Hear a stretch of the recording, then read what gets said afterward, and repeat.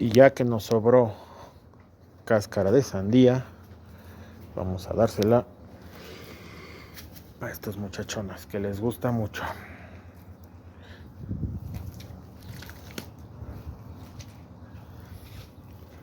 La cáscara de sandía como tal no es fruta, toda la fruta, no es todo el azúcar, y aparte pues es un buen aporte de fibra.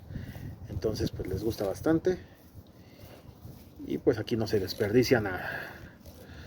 Mientras las otras comen pastito.